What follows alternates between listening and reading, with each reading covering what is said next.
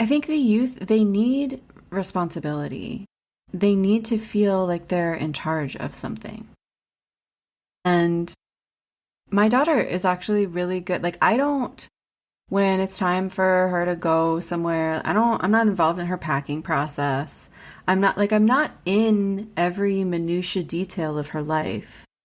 I let her have that because she's not going to learn it otherwise. If I'm in there with her trying to do it all for her, like the way my mom was with me, I've had so much trouble as an adult with my executive functioning because my mom was just in there doing everything for me all the time.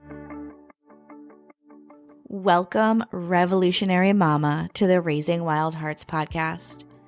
I'm Ryan Watkin, educator, mom of 3, rebel at heart, and passionate soul on a mission to empower and inspire you. Here, we'll explore psychology, spirituality, parenthood, and the intersection where they all come together. We'll discover how challenges can be fertile soil for growth, and that even in the messy middle of motherhood, we can find magic in the mundane. Join me on my own personal journey as I talk to experts and share resources on education, creativity, self-care, family culture, and more. I believe we can change the world by starting at home in our own minds and hearts, and that when we do, we'll be passing down the most important legacy there is: healing. And so it is.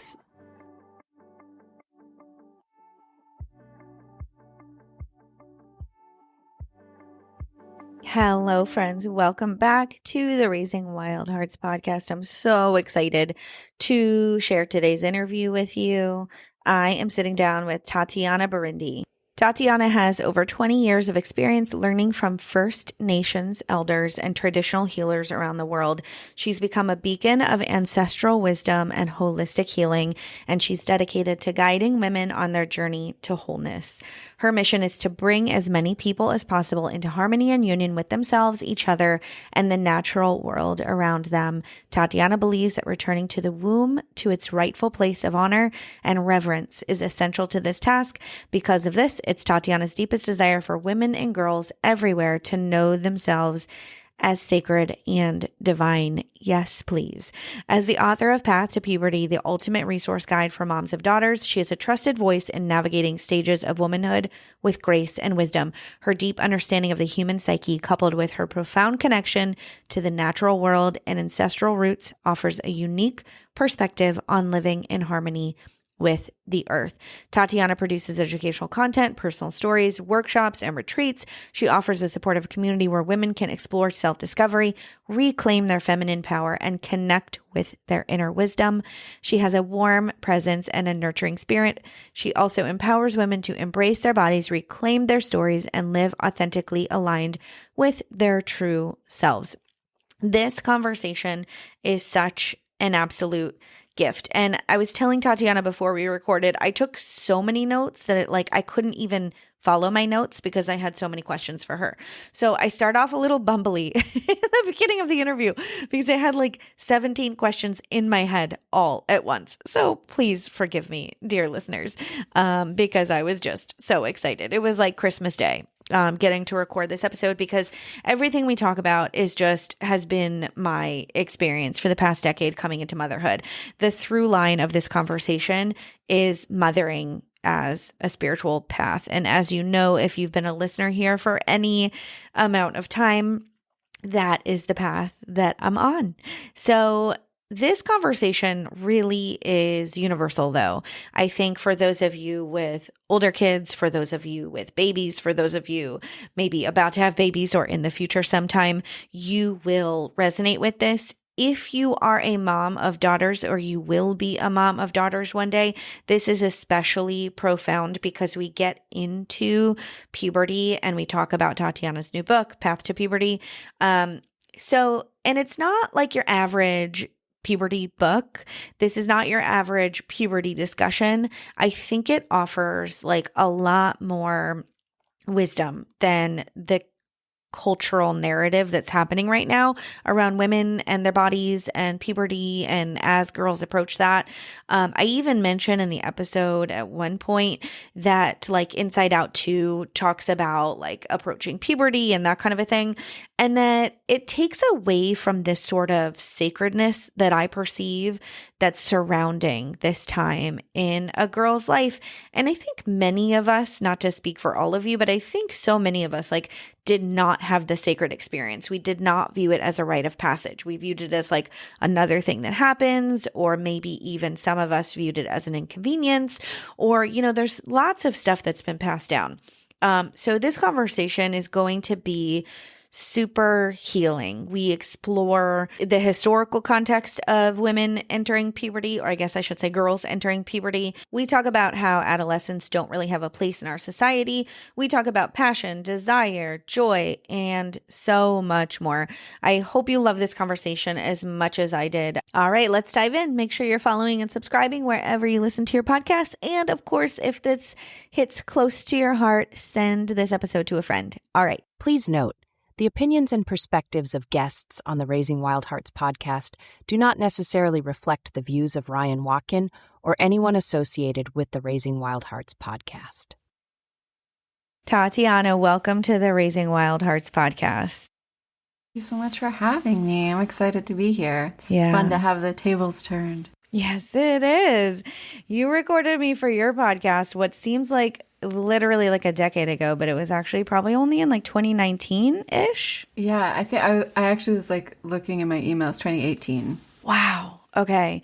So I feel like I've lived like 2 other lifetimes since then. Really? Okay. I didn't know if it was just me, but I think there's something in the cosmos that's like amplifying this this awakening, this, you know, path to the growth, all the different things. So yeah, I'm glad it's not just me there.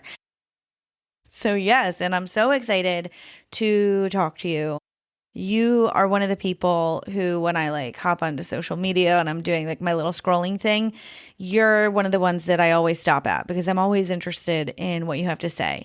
And I'm always curious in what you're doing because I resonate so deeply with your mission.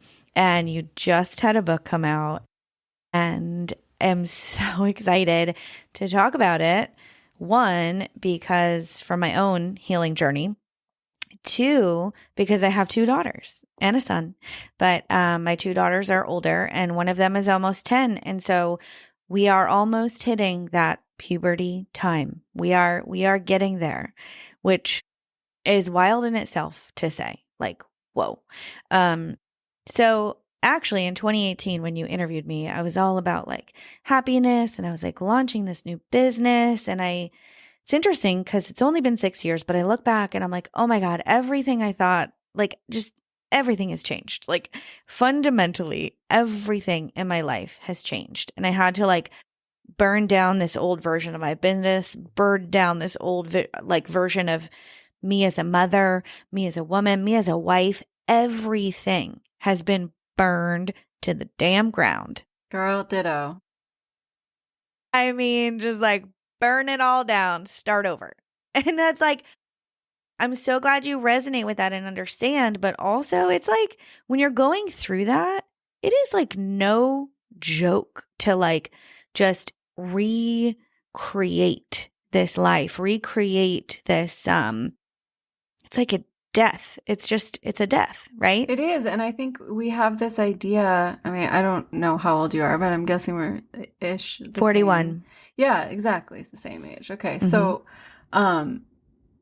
I know I was actually just on another friend's podcast recently, and we were talking about the different stages of womanhood. And, you know, you can kind of break down like the different stages of your cycle, like the follicular, ovulatory, luteal, menstrual, as sort of like these different phases of womanhood too, right? You have the maiden, you have the mother, you have the maga, the sorceress, and then you have the crone. And in this like sorceress stage that we're in right now is supposed to be when you like reap the rewards of all the seeds that you've planted in your motherhood journey. Yeah.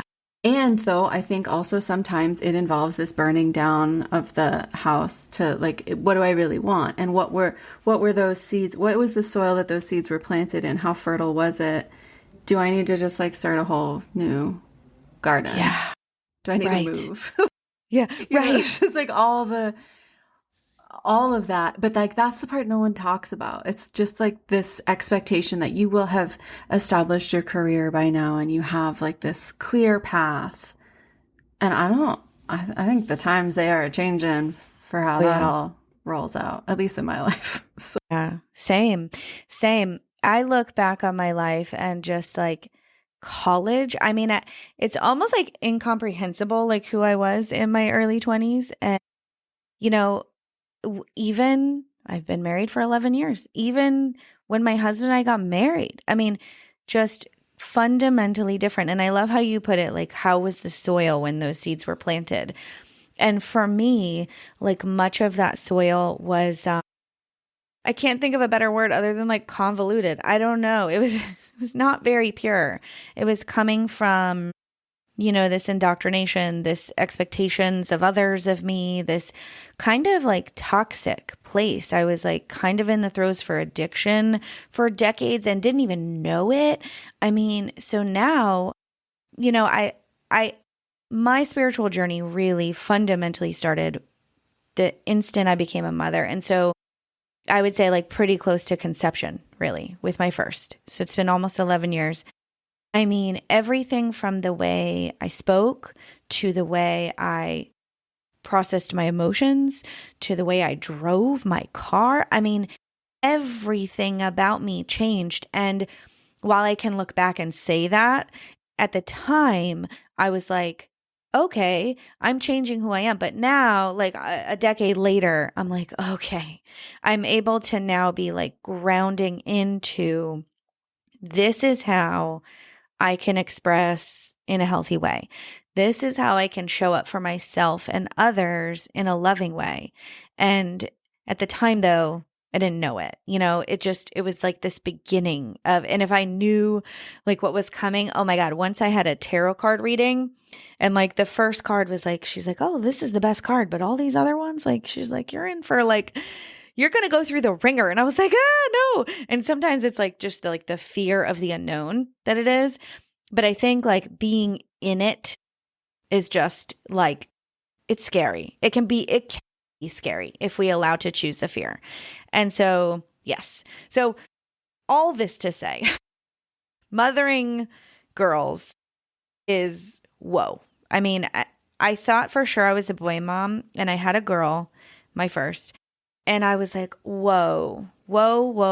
This human who is looking at my every move. I mean, from almost the minute she was born, she's an old soul. I looked at her and it was like this quantum leap of like, who are you? Like, where did you come from? And her looking at me and just, I could tell that she was just like a sponge, taking every single thing in, everything. And she has every single day, every single minute of her life since, until this day. And she'll continue to do so, right? And so she is my biggest teacher, my oldest daughter in particular. They're all teachers in their own way. And I look at her and she's approaching this time in her life where she's going to start her cycle. She's going to start to become a woman. And part of me feels a little unprepared because I just learned how to be a woman, in my 30s and 40s, which is wild. And so to model for her, I mean, at this point, it's all modeling. She's not like listening to like, mom's saying this, mom's saying that. She's just watching what I do and taking it in, right? So how do we as women, as mothers in any stage, model that femininity, that flow, that, wildness of who we are as women, because it's gotten so diluted over decades and decades. And I'm sure you'll have wisdom to speak on that as well.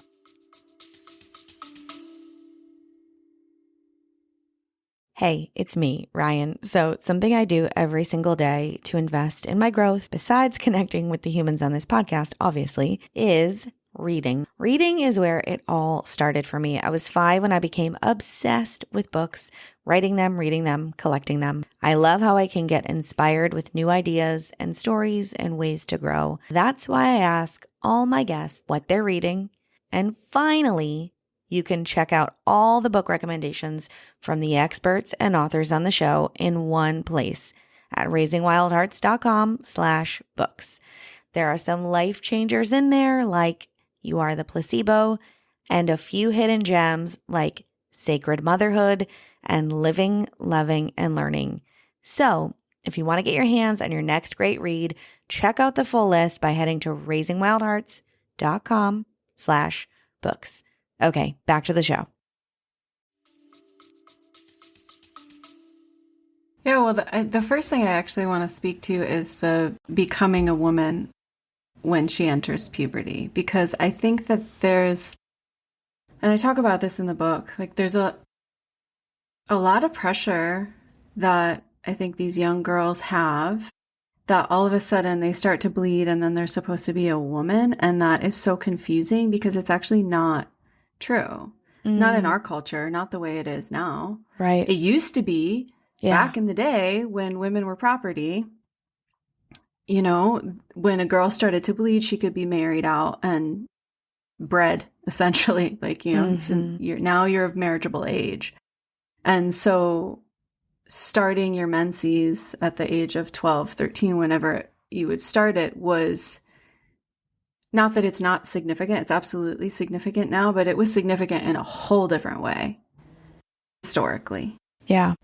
And I think we almost need to like add a fifth stage to because there's the girl child and then there's the maiden. And that's kind of the distinction that I was making with my daughter leading up to, because she had a lot of stress and nervousness around, like she did not feel like she was becoming a woman. Like this didn't feel like an accurate word to use. Yeah. And in a lot of ways it's not, because the societal expectations of a young girl don't change actually when she gets her period in this culture anymore. I don't know that I 1,000% agree with that. I think that it would be helpful if we had some sort of marking and some sort of shift. Yes. A change in responsibility and, freedom, whatever, like however. And I think that we're kind of in this place as a society and as moms where we have to reinvent what we want that to look like. Like we are in a real opportunity moment right now, which is part of why I wrote this book, which is part of why I have that community builders incentive for people who want to really do this together. Because I don't think, actually I know, we can't do this alone. Like you and I can go in our own homes. We can decide how we want it to look in our family. And that's all fine and well and good. But at that age, especially, they are so peer oriented that if their peers are not also doing those kinds of things in their families, it doesn't really matter. Yeah. It's not going to it will make a difference. Of course it will make a difference, but it's not going to make the kind of difference that you want it to make at that age, because they rely so much on their peers and what their peers are doing. And that's what, like, my vision for this work. And it's kind of like, it's too late for my daughter because of the way that our lives unfolded. Maybe not for my youngest, but for my oldest. How old is she? Your oldest? My oldest is 12 and a half. Okay. Yep. And she started her period while I was writing the book, of course. Yeah, of course. And we went through her whole like ceremony and all of this as I'm writing. It was perfect. It was it was really like something that she and I kind of contracted to do together, it feels like, which is kind of, it's like when she was born. I was thinking about when you were sharing, when your daughter was born, and, I had that, like, because when Sana was born, I had been like studying midwifery. I had been running women's circles. I had been like on my spiritual path already, doing the work, or so I thought. And then she was born, and I'm not joking. There was a booming voice that said, "Now the real work begins." And I was like, fuck. Now I have sorry, I don't know if I can swear on that. Absolutely. I swear a lot. Great. It was like now, and it has been that way. Like there is no getting away with anything with this child. Everything, even my thoughts, you know? Yeah. Having that moment when she's like, just learning how to talk and I'm having shitty thoughts in my head. Yeah. And she's doing what I am thinking. I'm like, oh no, my thoughts aren't even mine anymore. Like this child is absorbing everything. Like you said, like that sponge, like she is absolutely that way. And, again, just, I feel like it's really important to remember that we can work as hard as we can. And really the modeling, I think it's kind of like done by the time they're 10. It's like 1 to 7, like birth to 7. Like that's the window. And that's why I say to women, like, do not wait until your daughter is starting puberty to read this book. This is, and I hesitated with the title because it's like, Path to Puberty. Okay, I've talked to people and they're like, oh, well, my daughter's only 5 or whatever. I'm like, read it now. Read it now. Yes. Because the stuff that's in there is so that you can be doing that modeling so that you can pave that path. Because by the time she actually gets to the point where she's got her period, it's her peers and it's society at that point that's doing the imprinting.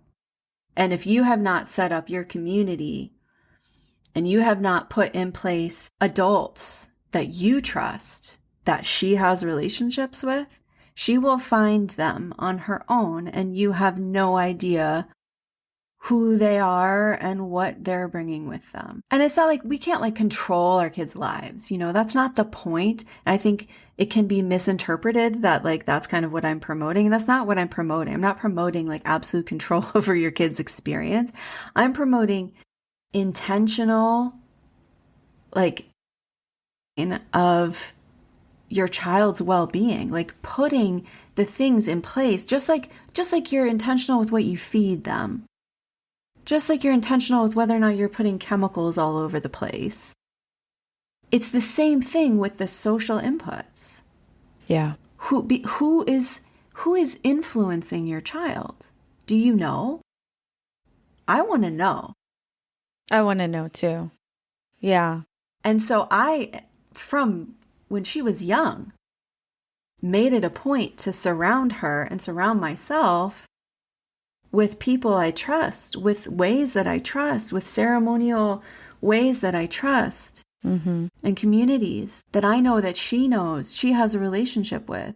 She messages, because, she has an iPad now and she has her little Facebook Messenger. We have to approve everybody that she can be in touch with, right? Social media has been a huge, like, she's not on social media. She just has this messenger capacity so that she can stay in touch because we moved. So she can stay in touch with friends that she's not living nearby. She is not messaging with the people who she can just like call and go see. Right. Those aren't people that she has messenger capacity with. It's only people who are far away. But some of those people are her godmother, who's like one of my best friends, or another best friend of mine. And it was so cool. The other night, we were talking about my friend Erin, and she was like, oh yeah, I was just messaging with her. And I was like, really? I didn't know that. But it's kind of awesome because I didn't know that, but I trust that person so much. I don't care what they're messaging about. I trust that whatever it is, that person's got her and she's not going to harm her at all. Yeah. One of the things, if I could go back and do it a bit differently, I would have started that village from birth. And, my husband and I are lucky in a sense because we do have family close by, quite a bit of family. And so, that's been a bit of community, but it's different than seeking out those who are on the same path as you. It's different. It is different. Yeah. It is different because we have that now with my youngest daughter. It's been a really interesting juxtaposition because with my oldest, we didn't live close to family. And then my youngest was born 12 days before COVID lockdown. Right. That's right. Like you gave right birth in before, spring of, yep. yeah, spring of 2020, March Mm-hmm. 2nd. And so everything changed. The world changed. And we moved again. And we ended up moving to be closer to my in-laws, who, when my youngest daughter was born, God, I hope they don't hear this. I was like, I don't want them in our regular life. Right. Like, they're Right. wonderful people. They are such Sure. wonderful people. Yep. And they have actually grown and changed since my youngest was born too. But it's like, oh, my sister-in-law has mental illness. There's just like some things that like I didn't want in my youngest daughter's life all the time. And so we would see them a couple times a year. Whereas now my youngest daughter goes over there 2 days a week. Yeah. It's a totally different level of influence. And I'm watching the difference. And I'm not in love with it. I have to be totally honest. Yeah. It's not what I expected. I feel like life threw us a whole bunch of curveballs in the course of my youngest daughter's life, that some we've caught okay and shifted, and some I'm like, what the hell happened? And so it's different, and I'm adjusting course, and I mean, our lives are great. I really don't have a lot that I could complain if I really wanted to, but sure, you know, I could also find so much to be so deeply grateful for. And I'm like, oh, okay, time to like bring in, rebolster, like readjust where we are now, because we have that influence, but we also like, we have our Sundance community that's like living close by now too, which wasn't before. So it's different, and it makes a difference, but they're also totally different people. Right. Your daughters. My daughters are totally different people. Yeah. Like completely. I mean, my oldest is named after the goddess of the sun, and my youngest is named after the moon, and they are as different as night and day. Like that is like a real thing in our life. It's like, it's amazing to see, and to just like, I sit back and I look at this little one coming forward, and I'm like, wow, who are you going to be? And clearly, like, you needed some different influences. Right. So I guess that's where like the whole control piece comes in too, because it's like, we can do our best, but they're also their own people, and they have their own path and their own needs that are going to emerge on that path. That really doesn't have anything to do with us. Like, we can do the best we can in that little, we just love them the best we can.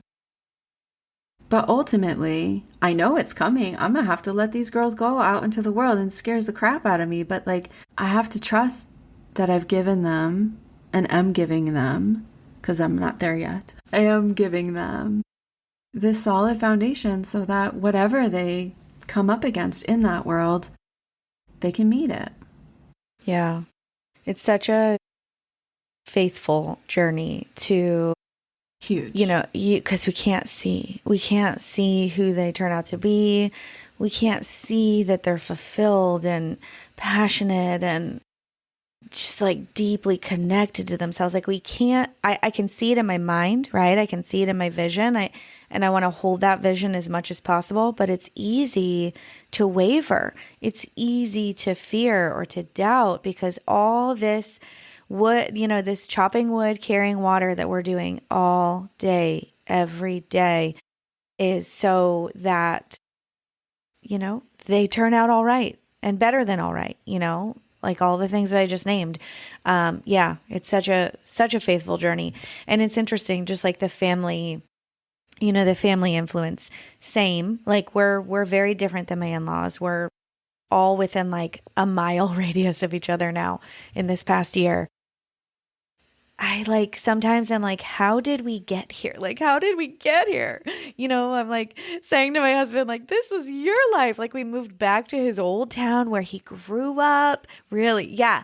And I'm just like, this is so wild, because it's such a lesson for me to see the good in his family, my family too, but his family, who are very close to, and they don't have the same, all of the beliefs as us, very different, and like, I was like, well, this is the lesson, to like love them and see the love in them, Exactly. right? Like it's the And lesson. and I think that like that's what I've come to too.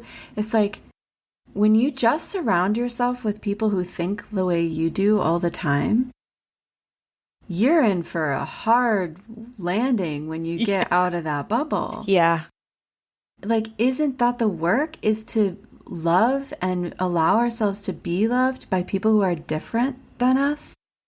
And so that's what I keep coming back to. It's like, yeah, they're different, but like they love these girls in a way that no one else will because they're family and they're their grandchildren and they're the only grandchildren that they're going to have.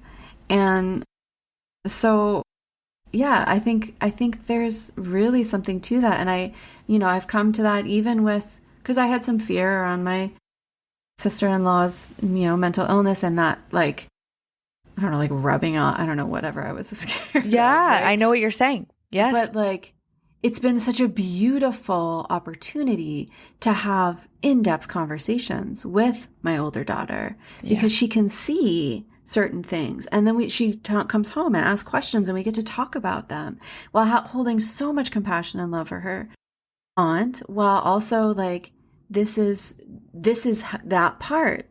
Because in many ways, she sort of presents as someone who doesn't have any challenges. But then when you get into it, you get into it. And I think it's been a beautiful education for my older daughter.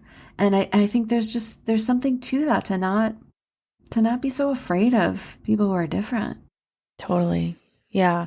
Such a beautiful lesson, like the challenges. And this is hard for me to remember in the moment, but the stuff that's hard and sticky and whatever, it's like, okay, this is a challenge. This is an opportunity to have that discussion, to, say the thing that needs to be said, to like do the hard things. Like, and right. That's when it comes to puberty prep, like if you're not willing to do that, have those hard conversations, like you should just get off this boat now, because that's all of what puberty and leading up to, that's all that is. Totally. Is really uncomfortable conversations. Totally. It's like none of them are like, yay, I'm so excited. We're talking about this now. It's like, oh God. Yay, I get to feel like I'm crawling out of my skin because I don't know how to do this. Yeah. You know what's interesting too, as I was like preparing, kind of reflecting for this conversation, I was thinking about Inside Out 2, which is a super cute, well done movie. Liked it, thought it was adorable. There's lots of hype around it right now, but also like it's kind of what we do in society is like make a joke out of everything. It kind of made it a little jokey and a little kitschy. And it takes, I believe that puberty now is something that is so sacred. And though it's not like coincided with becoming a woman, like we kind of phrase it, it's not that, but it's also not this like laughy, jokey, haha, brush it off thing. Like it is a sacred thing. And so I want my girls and culture as a whole, really, in the vision, to take it as such, to have this sacred view of it. And for me, I look back and one of the things that was never spoken about was desire. And so it was like all the logistic stuff, like this is a tampon, this is a pad, this is what's going to happen, da, da, da, da, da. But nowhere in that conversation was I was going to start feeling sexual feelings or having desire. Never, not once. And so as I'm, like blossoming into this like 35th version of myself, like Ryan 35.0, 41.0, really. I like, as a woman, there's this desire, this creativity, this like, feminine essence about us. And I'm curious in the next like couple of years how I start to talk about that in a developmentally appropriate, through a developmentally appropriate lens. Like, not like you're going to be having these feelings, but more like, leaving the door open for what's your deepest desire. I've like, the older I get, the more I realize like sensuality and sexuality is just like an inside job. It has nothing to do with like anything out there. It's just this like mindset, not a mindset, but kind of this like place that lives within us. And so I'm trying to figure out how to like tell my girls that in a way that's not like fumbly, which I'm sure it'll be fumbly anyway. Yeah, I think it's okay to be fumbly, but I also think that so one of my friends is a somatic sex educator, and she contributed to the book, and she actually, like, her whole part in there is about how we nurture desire in our young ones. And I think it really just starts with acknowledging where they're already having desire and celebrating that and encouraging them in that. That was something that I think my parents actually did really well with me, except for when I was desiring to like hang out with a bunch of gay people, and then my dad had issues with that. That was a whole other thing. But like, there was a line for your dad. Yeah, there was a somewhere. line for my dad. The black lipstick and all of that was a line for my dad. Yeah. But like, my desire to be an actress was something that was totally nurtured. Like my desire for artistic expression was totally nurtured. And so that is something that I'm already just trying to do with my children. It's not like making them do extracurricular things just because that's going to look good on a college resume, you know, but like, what do you want to do? What are you interested in? What lights you up? What's your passion right now? Like, my oldest daughter loves to bake, and she got that. Like, I love to bake too. That's something that I did all throughout her childhood. And it got to the point where I realized, like, I need to get out of the way so that she can have this. And so when she bakes, I leave the kitchen, and I just unless she has a question for me or something, like, I just let her do her thing. And she actually started her own little business with it, where she like makes custom cakes and stuff for people. And it's really mostly just like people within the school at this point. But, her friend's sister had a birthday, and the mom was like, hey, I heard you do custom things. Can you make me 24 cupcakes that are like vegan and gluten-free? And, my daughter was able to do it. And so it's just this cool way that it's like, this is something she loves to do. She really enjoys. She has a passion for. And so I give her the space to explore that.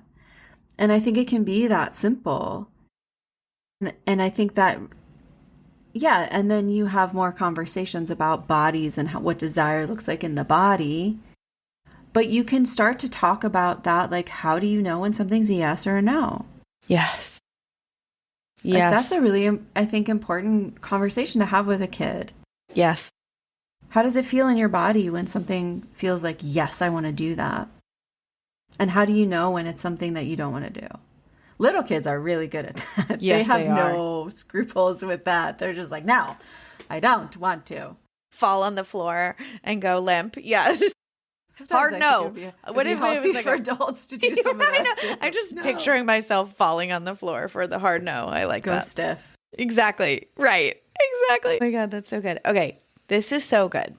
This is so good because I think of like, when my girls were like little, dressing up in the tutu or dancing around like a ballerina or like digging in the mud or like finding a worm, which like just all these iterations of what brings them joy throughout the years. It's all like flashing. And it's so interesting because one of the things that for me, I've perceive now as an adult was that my joy was often shut down, was that I was led, kind of by whatever, like led by my hair. I don't know. I was led to like, you should do this.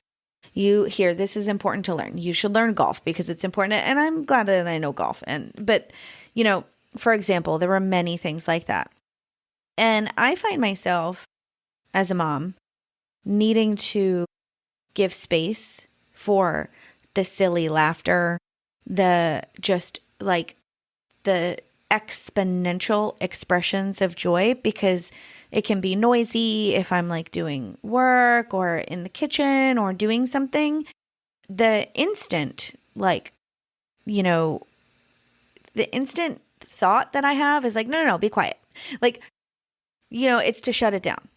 And I have to rein myself in from that, I have to rein myself in to not do that, to not shut them down. And my husband too, say like, be quiet. I'm trying to have a phone call. Da, da, da, da.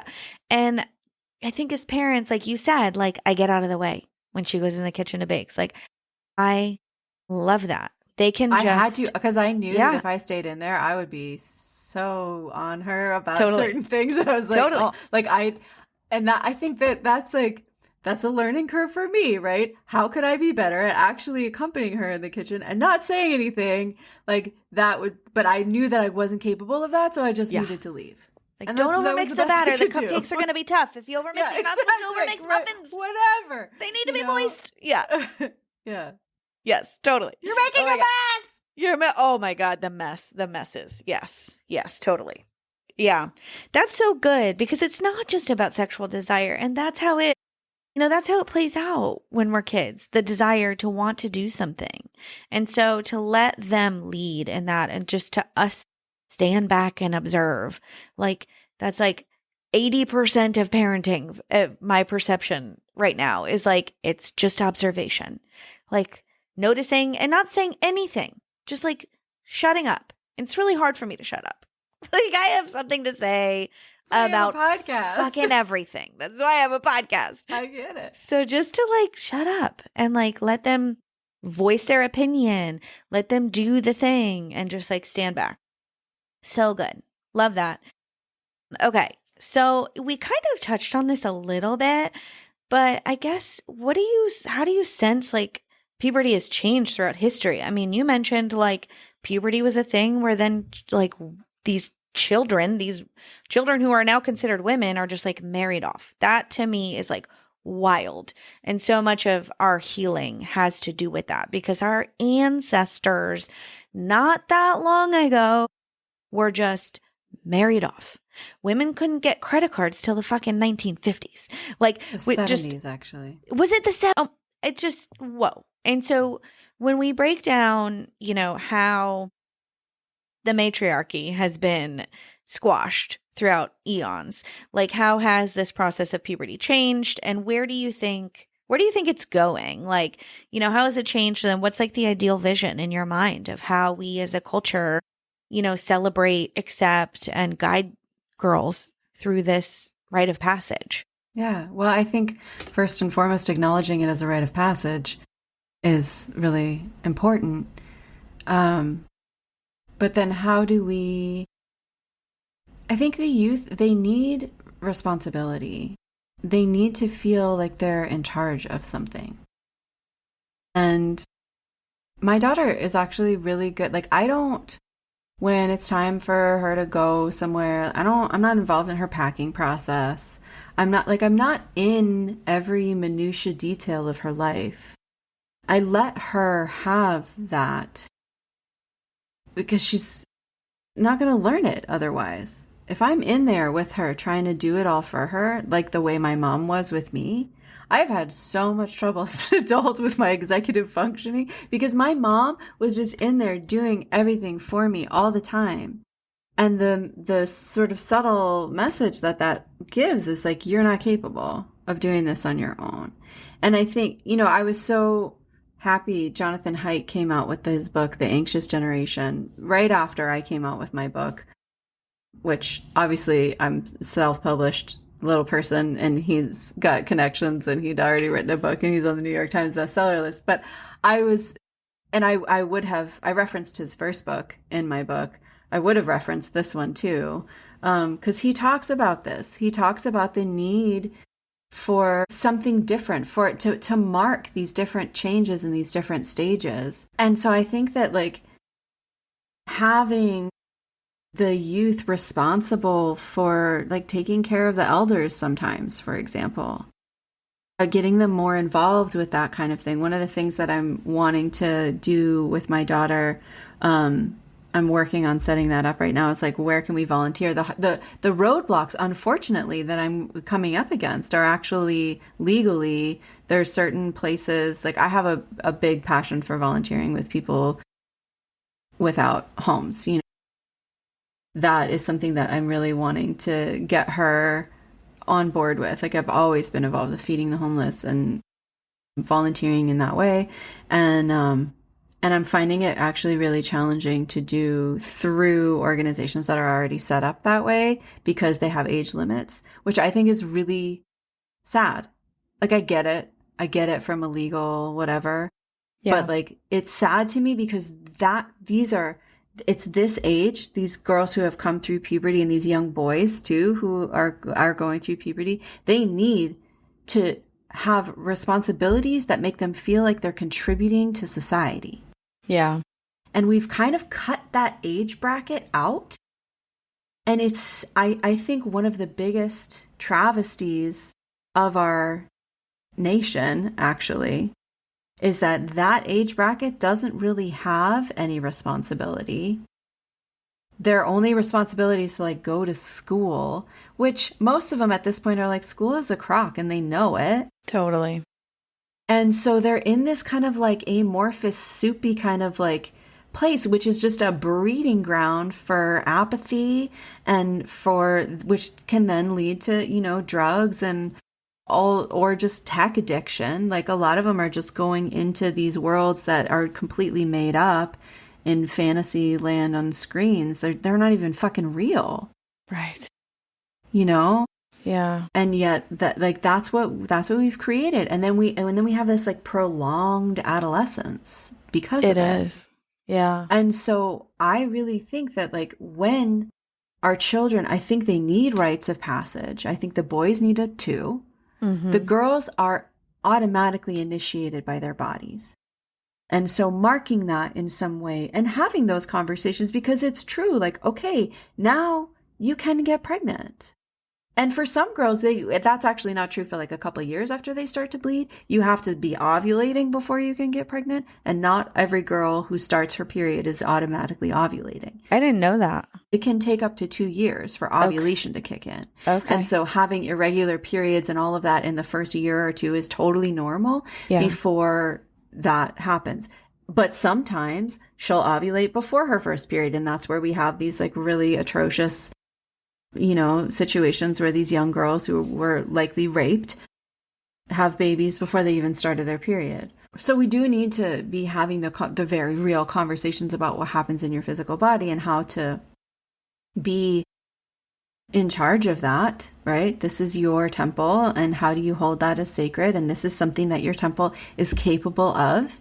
This is a sacred thing, and it's important to know that. And that doesn't mean that you have to stay away from sex. Sex doesn't have to be a scary thing, but it comes with a lot of responsibility. And again, that's like, I think making space for that too is important because they're looking for responsibility. So it's like, if you don't give them responsibility, like somewhere they know that sex is a responsibility. Yeah. Somewhere in their DNA, they know that, but they're just going to go fuck around with it if we don't give them other responsibilities. Right. With great freedom comes great responsibility. I feel like that comes to mind. In such a way, I feel like we've like infantilized like our youth. Even my experience, my husband the other day was like, when I went to college and kind of learned to grow up, like he was joking how he didn't know how to do his laundry and his sister would do his laundry. I was like, you cannot be serious, but he was serious. And he's a man. For him, he grew up in that time period in his early 20s. And I was like, I guess late teens to early 20s. And I said, college was not a place for me to become a woman.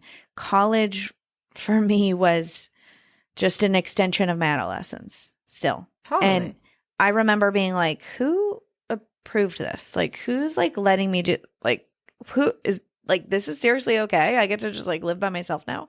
Like, I wasn't prepared. None of it. Like, not emotionally, not mentally, none of it. Physically, nothing.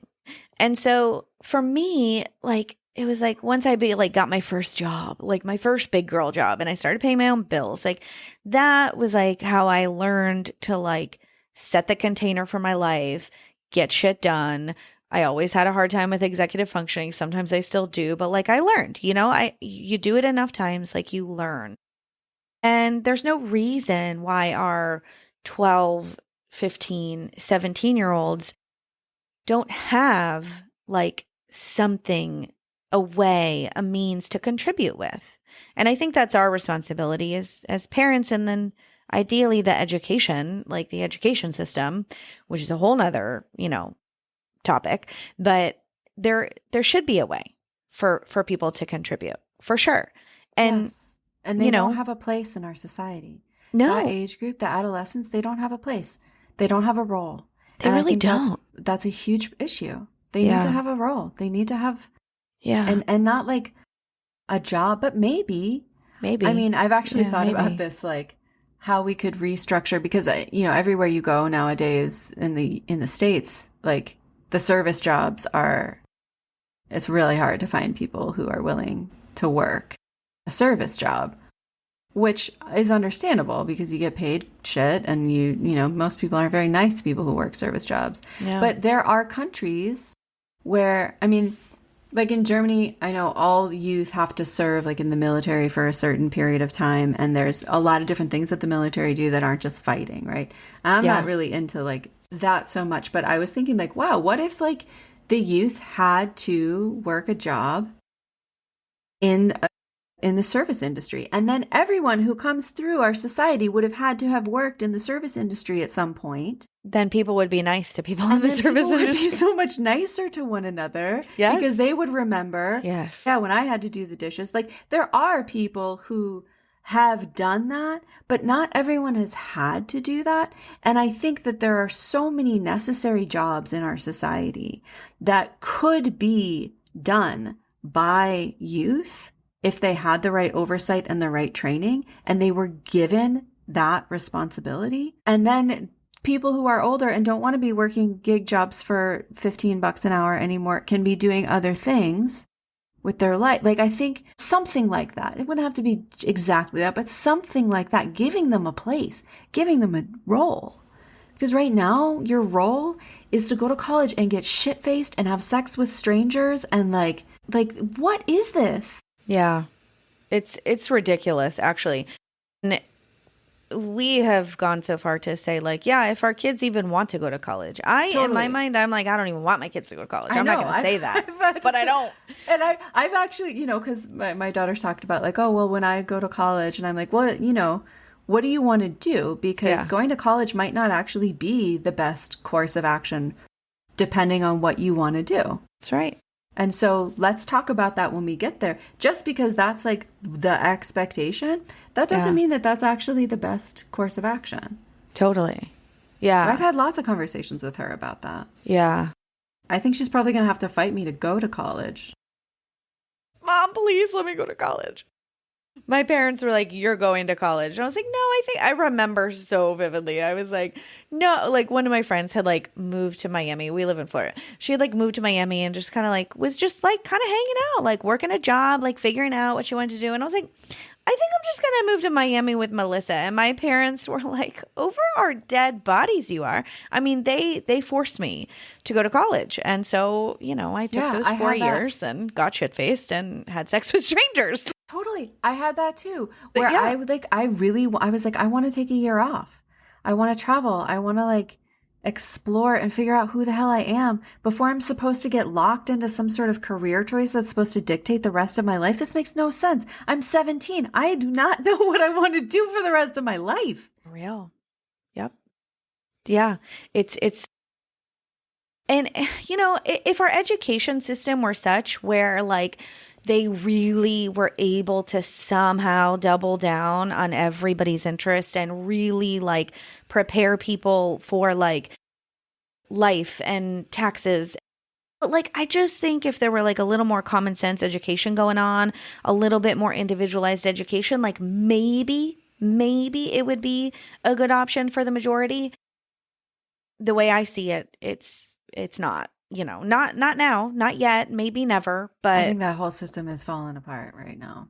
It's going down. We are seeing the crumbling of it. And so what are we creating in that process? I think that's what to focus on. Like, know what's breaking down. That's what the Kogi say about this time that we're in. Like, stay informed so that you know what's crumbling, but focus on what's breaking through.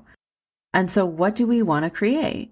I really think we're in this really amazing time where we get to ask ourselves that.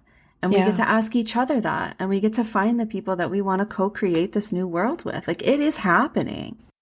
It is going to look different than we thought. Right. Because it always does. Yeah. It always does. So we get to focus on our individual and collective roles on how to build up a new system, a new way, a new option. And like, yeah, agreed. I think that's so cool. I envision so much like, just like kids, you know, becoming adolescents who are so self-aware. Like, I feel like my North Star in parenting is like, are my kids self-aware? Are like, you know, on the way to school this morning, we were listening to music and I was like, I'm going to blast up the music. You know, I'm being silly. I'm going to turn up the music and roll down the windows and we're just going to like roll up to school. And I'm going to be like, hey, everybody, I'm Marley and Paige's mom. And my oldest daughter was like, Ma, she was like, it's horrifying. Horrifying. And I said, why? Why is that? She goes, that would be so embarrassing. Everyone would look at me. And I said, well, why is that embarrassing for everyone to look at you? And she goes, I just don't like it. I don't want all the attention on me. And she goes, that's why I'm an artist, because I get to do, God, what did she say? Because I get to be in a nice, chill something. She like, and I was like, oh, that's so self-aware. Like, you know that. You know you don't want to be on stage. You know you don't want people looking at you. You want to be in your own mind, in your own world, with your own thoughts, creating something, you know? And I was like, cool. So my North Star is just like, do they know themselves? Do they know themselves? Do they know themselves? Like, let them know themselves. And that's so important because, like I mentioned earlier, like they are so other oriented at that age. And that's just part of that age. Like there's, I think, you know, you can give them as many tools and equip them as much as you want. And they're still going to really care what other people think at this age, because that's just, they have to go through that. It's just part of the package. But the conversation that I continuously come back to with my daughter is, okay, acknowledging you want to belong, but also like in that process of wanting to fit in and wanting to belong, do not forget who you are. Yeah. And what's true for you. Because there's always going to be situations where everyone is doing something and you might not agree with it. And you're going to, like, what's that process in you of standing your ground and sharing your dissenting opinion? And it's cool because I have actually witnessed her do that. I have witnessed her be in a group conversation where they're all like, oh yeah, this is great. And she's like, no, I'm not interested. Were you just like, oh my God, like, I did it. I did it. Rebel, sister. I love it. That's great. That's great. And at the same time, she still has this like, but what is everyone going to think if I do, you know? Of course. Of course. I think even adults, you know, have that. I'm like growing into like giving zero fucks. Like, I know 40 was awesome for that. Yes. The fuck it 40s. That's what I'm called. The fuck it never 40s. Heard that, but yeah. I resonate with that deeply. Oh, that's so good. Okay, I got to talk to you for a billion more hours, but we're coming up to stop time here. So I'm going to ask you the 3 questions I ask everybody at the end of the interview. But first, where can we find your book? You've offered a very generous 15% off discount to the listeners of the Raising Wild Hearts podcast with the promo code WILD, and I'll link that down below so you can just go click on it. But where can we go find you, follow you, and learn more about this amazing book and the amazing work you're doing in the world? Yeah, so you can go to pathtopuberty.com, and I'm also on Instagram at path2puberty with the number 2. Okay. Path to Puberty is just spelled out. And that's where you can get the book. And I just launched a Mothering as a Spiritual Path 6-month coaching container where people can work with me one-on-one. It's 90-minute session once a month and then unlimited email access in between. And that's also available through my website, the About Me, or you can find out more about that on my Instagram. Amazing.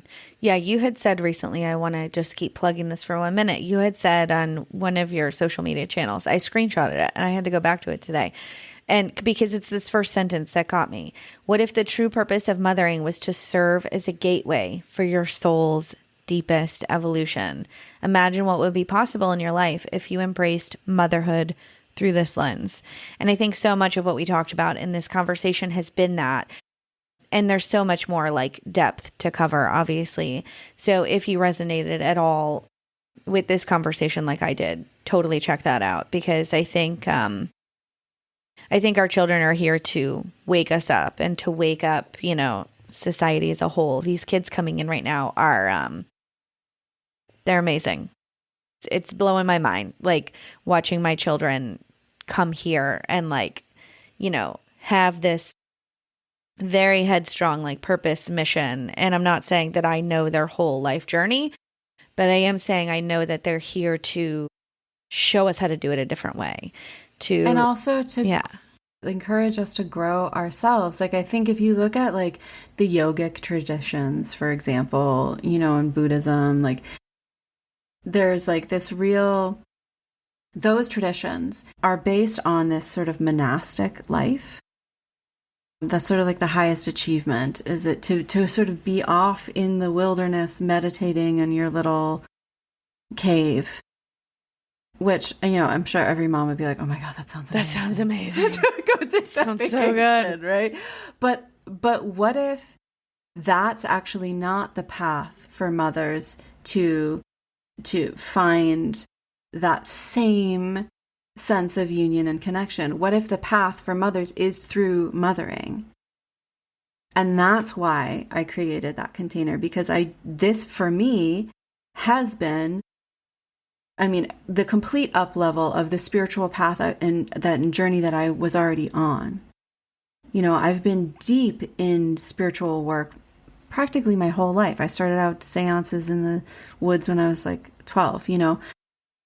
So, and what does that next level look like? And how do we orient towards motherhood as really like the spiritual container of deep work that it is? Yeah. The magic is in the paint on the couch and the toddler tantruming on the floor and the messy kitchen and the defiant teenager. And like, that's where it is. It's not on the mountain in isolation, because and like, that's what, you know, Ram Dass said, easy. You think you're enlightened to go spend a weekend with your family. That's right. That's right. That's right. Love it. One of my favorite quotes of all time. Yeah. Yes, it's so true. God, I love it. Okay, I'm going to ask you the 3 questions I ask everybody at the end of the interview. We will go check out all of your work. Thank you so much for being here. The first question is, what's bringing you joy today? This conversation with you is bringing me joy today, and knowing that I get to go and give some attention to my music. Amazing. Where can we find your music? Is it out there in the world, or is it No, that's why I'm going to give some attention to it. Got it. Okay, cool. TBD. All right. The second question is, what, if anything, are you reading? Called. Oh, yeah. Well, I'm rereading this novel because it's a good read, but of course I'm not remembering the name of it. I can see the cover in my mind. That's okay. If you think of it, send it to me. Or okay. And then I always need more like fiction books too, because I'm such a nonfiction junkie that I'm like, I need like a good story. Anyways, if you run into the other room and get it, do it. Yeah, totally. Lessons in Chemistry by Bonnie Garmoose. Okay, amazing. And do you recommend it? It's so good. Is it? I'm reading it for the second time because it's just I just need like a novel to, you know, breeze through, and it's a really fun one. Yeah, sometimes I just need like a story, you know? Yeah. Because like this deep work that we've talked about, you know, it can be a lot. So sometimes just to get lost in like a nice story of somebody who's not you. Yeah, it's like instead of scrolling. Correct. Read a great novel, and I think Lessons in Chemistry is a really good one. Okay, cool. That's on my list. And I like reading before bed at night too, you know, to kind of like set the tone, make me nice and sleepy. Okay, and then the last question is, who or what has taught you the most? Thing? I mean, you can list multiple, but yeah, I mean one, if you have one. I mean, my children have taught me more than anything. Yeah. Sounds a little redundant based on the conversation we've been having. But it's like, well, duh. Yeah. I mean, it's been my kids and my spiritual work. I'm like looking out at a sweat lodge right now. Yeah. Thank you so much. This conversation was absolutely amazing. Seriously, I could talk to you for like 3 more hours, but maybe one day. Yeah, thank you so much, Ryan, for having me. It's been great. Hi again, friend. If you're listening to this, you made it to the end of a Raising Wild Hearts episode. Yay! Make sure you're subscribed to the podcast so you can hear more amazing conversations just like this one. And here's the deal. If you made it this far, go ahead and hop down on your podcast app and rate and review the show. Your words and 5 stars truly mean the world to me. Thank you for your support of the show. Thank you for showing up and listening week after week. I will be dropping new episodes every Monday, so tune in then, and I will talk to you soon.